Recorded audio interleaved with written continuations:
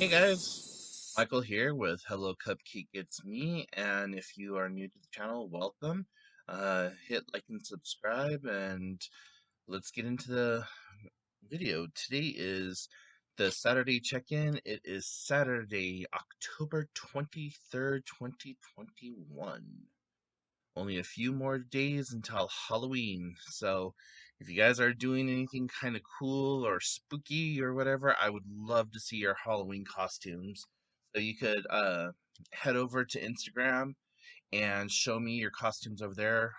It's Michael Scott Peterson, Peterson, or you can shoot me an email, hellocupcakeitsme at gmail.com. So, a lot of stuff going on this morning.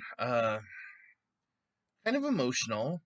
Didn't really want to wake up and be hyper emotional first thing in the morning, but I got to scrolling on TikTok and I came across this dude called Mr. Positivity, and his videos are just freaking amazing. And I'm actually gonna splice one in.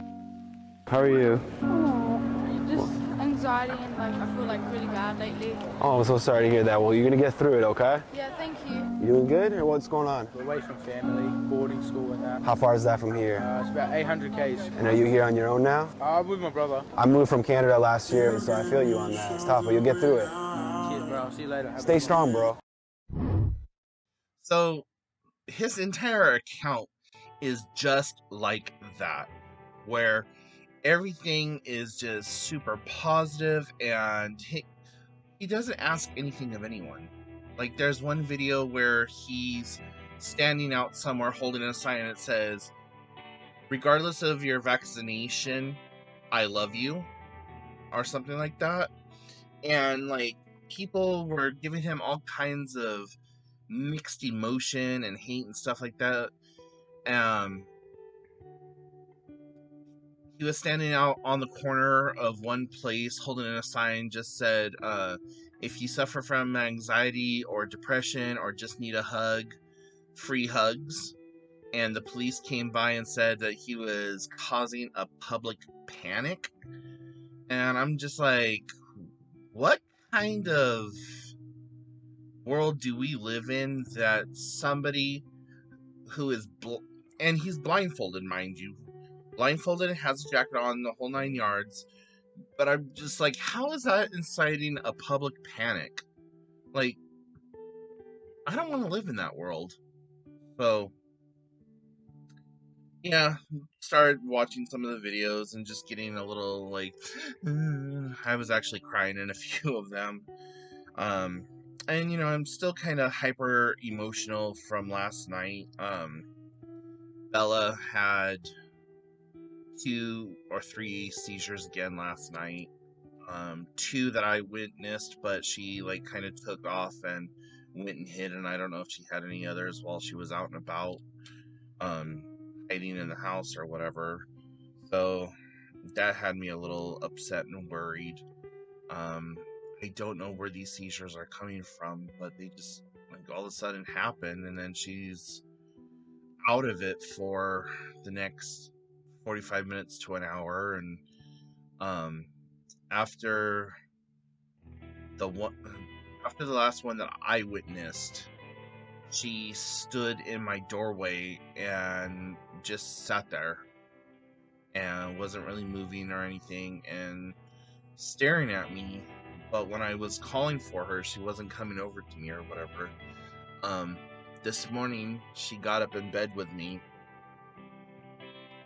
and laid up next to my head, which is something she doesn't normally do, but she licked my head, and then she just rest her face on me, and I was just like, oh, my heart. So yeah, there's all that. So if the seizures continue on, I'm going to have a tough decision to make, because I don't want her to suffer. And yeah, she drives me fucking crazy at times. Like, damn it, I love that stupid cat. And I need to quit talking about that because I'm gonna sit here and start crying. Um, so yeah, on a completely different topic, I have worked some more on my creepy book box thing, and I added eyelashes. Now, this is the very first time that I've ever added eyelashes to one of these books, and um, it's a bit of a pain in the ass. I don't know how people wear fake eyelashes. Um, honestly, like, if I had trouble putting it onto something that I could manipulate 3D and like turn it around upside down and left, right, I can't even imagine going boop onto my eye. But yeah. So what I ended up doing is when I put the lashes on, you can still see that there's a little bit of a separation there, like on the under part of the eyelid. Um, but I had to. I First of all, that under part I built up because it looked funky and it didn't look natural to me. Not like any part of this does look natural, but anyways, I built it all up and I took a needle and like kind of tapped it into place and um pulled the filler material in between each of the individual eyelashes to secure it better, and then I went through and painted. I repainted the whole thing so that the patch job didn't look as bad, and then I gave it more. I gave it more of a definition of an eyelid under here. So the next thing I think I'm going to do is just kind of put some supporting foundation stuff up under the eyelid slots right here, and then I have to seal the whole thing. Um, I took it over and showed my friend Carmen, and she suggested that I like do some painting right here to make the spine pop out a little bit more. But I don't know. I think I'm pretty done with the paint job, just because it's starting to feel like I'm overdoing it. And then the other thing is that I may go ahead and put um, felt along the inside here, and then just call it good. Oh, I have no idea, but that's my creepy box so far and how it's looking. I had originally thought that I was going to um, paint like this was actual pages or something, but again, I think I'm just gonna leave it alone. I don't have a paintbrush that's thin enough, and my hand really isn't that sturdy when it comes to painting. Um, and sealing the eye, when I go to seal the whole thing, that's gonna be really difficult because I don't want the sealant to get on the eyelashes themselves. I want them to still feel like eyelashes without being all crunchy. So I've got to figure out how to do that. I'm thinking I'm gonna just use like a little Dixie cup or one of those medicine cups that come with a bottle of cough syrup or something, and then just kind of like affix it or attach it some way, and just call it good from there. So that is that. Um, what else? Oh, if you guys like reading short stories over on the blog over the next few days, I have taken about 6 of my short stories that I've been writing, and they are scheduled to start showing up in like every other day type order. So I think today the first one's published, and then Monday the second one will be published, Wednesday the third one will be published, and so on and so forth. And these are just fun little short stories that I was inspired to write. And the very last one is a LGBT story that I wrote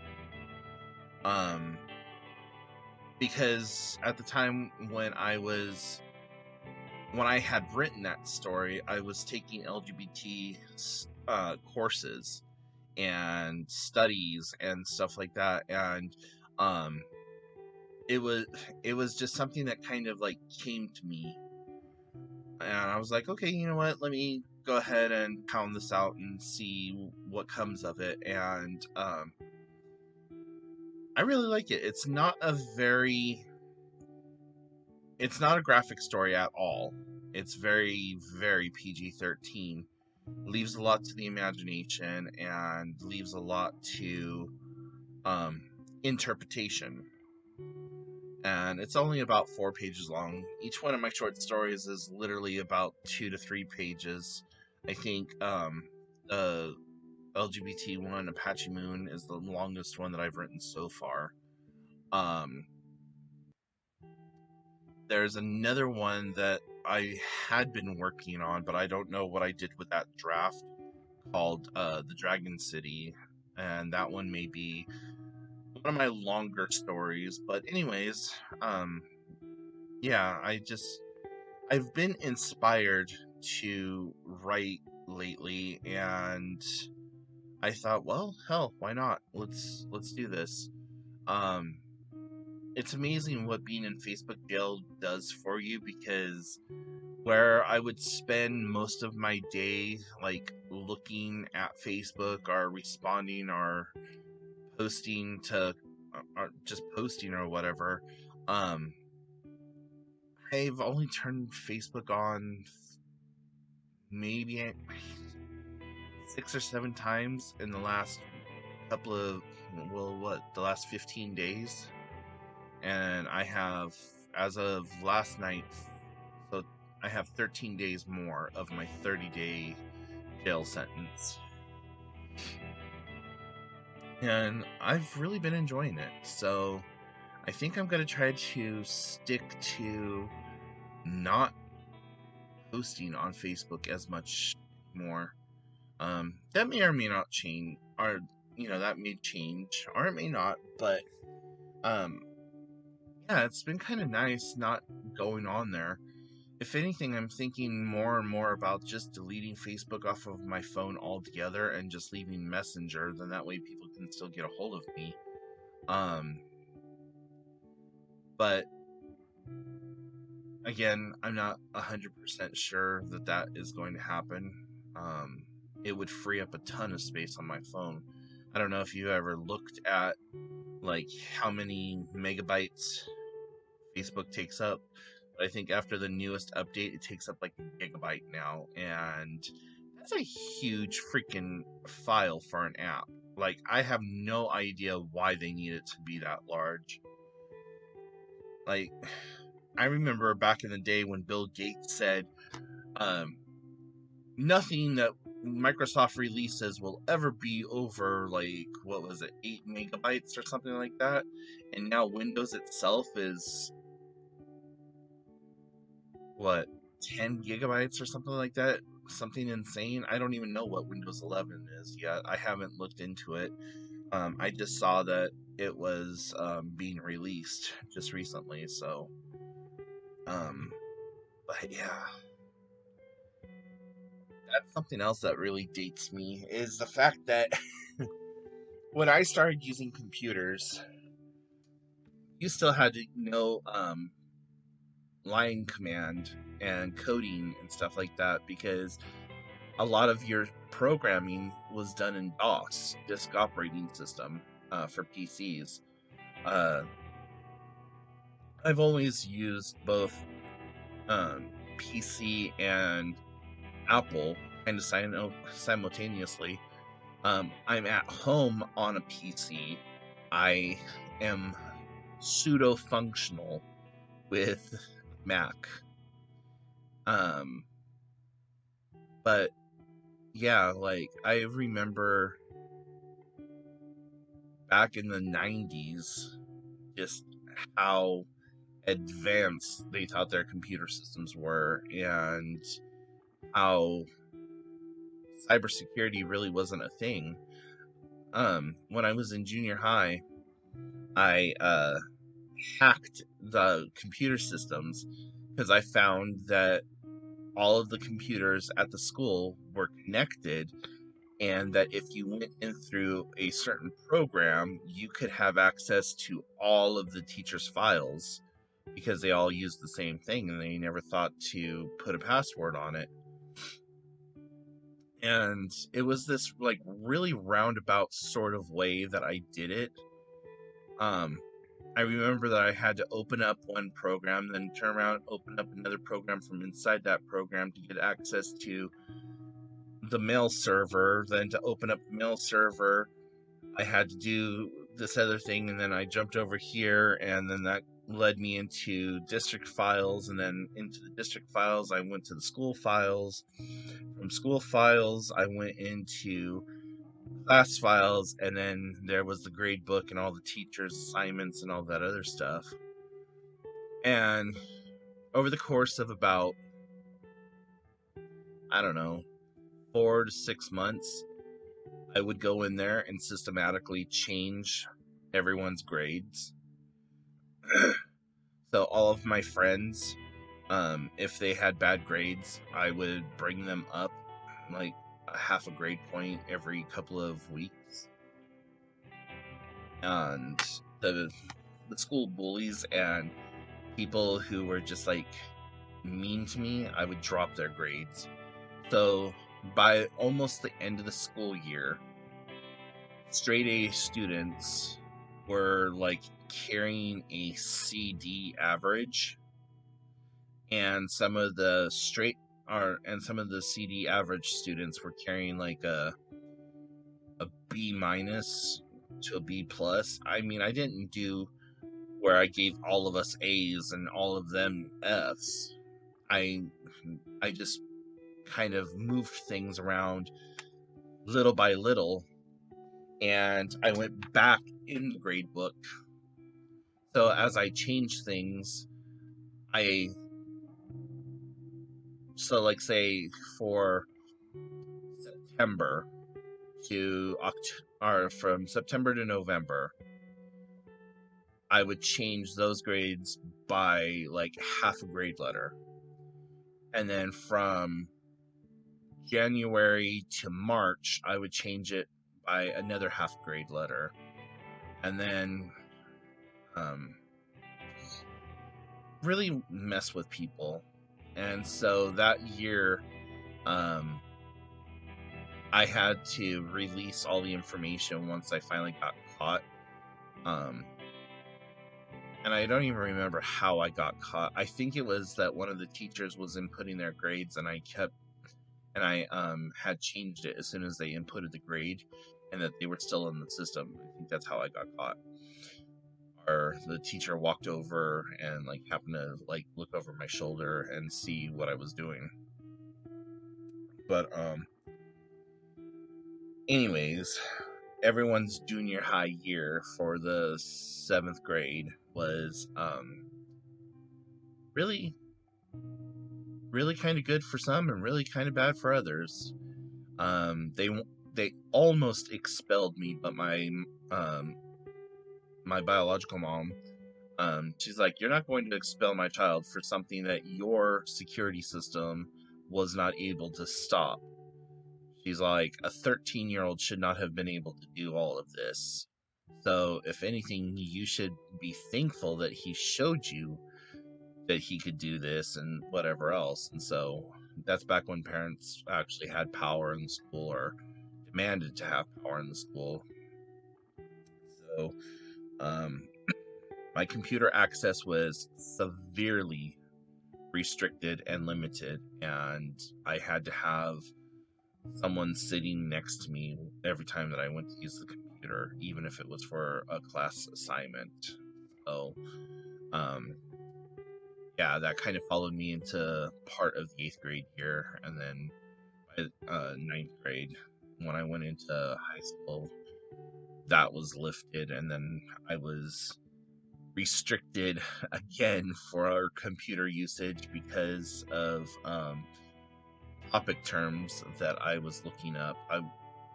I was really interested in earth-based religions like witchcraft and stuff like that, and every term paper or like special book report or whatever that we had, I did it on witchcraft. It was really interesting. So I did 3 papers that revolved around the witch hunts and how the church orchestrated all of this in order to change pagan holidays into Christian Catholic holidays and so on and so forth. And teachers they got mad. They got tired of me always doing the same project over, like basically the same information over and over, because it was a small school and they were all devout in their religion and, you know, high fives all around. But I used to love, well, I still do. I loved doing research papers, and one of the papers that I did for my business computer classes of all things was a paper on Marilyn Monroe, because I was at that age in my life where Marilyn Monroe and James Dean and all of them were like, ooh, like you just found something new. So the title of my paper was Who Shot Norma Jean Baker, the Marilyn Monroe Story.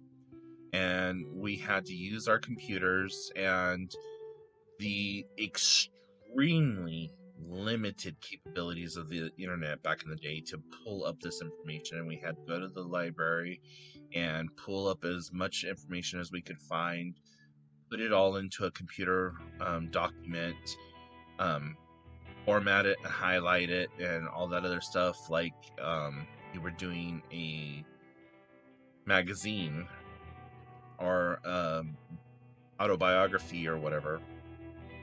And then you would go from there. And back in the day, desktop publishing was like a huge field, and that was what everyone was being taught to do, was how to desktop publish. And desktop publishing, for those of you who might be new to the game, are younger, way below 30, wouldn't understand this, but things like Photoshop and Microsoft Word, and there used to be a program, I'm pretty sure it's still around, called Microsoft Publisher. Those all used to be like the high-end standard issued like programs that top companies wanted you to be proficient in. And so if you knew desktop publishing, that was supposed to be like your golden ticket into the business world. And so a lot of people who grew up in the 90s that were kind of computer literate or computer savvy really got into desktop publishing, and we were the first ones that started doing web pages and started doing coding and created Java and Flash and all of those other programs that people take advantage of today. We also created GUI, which it stands for Generated User Interface, our graphical user interface, I'm sorry.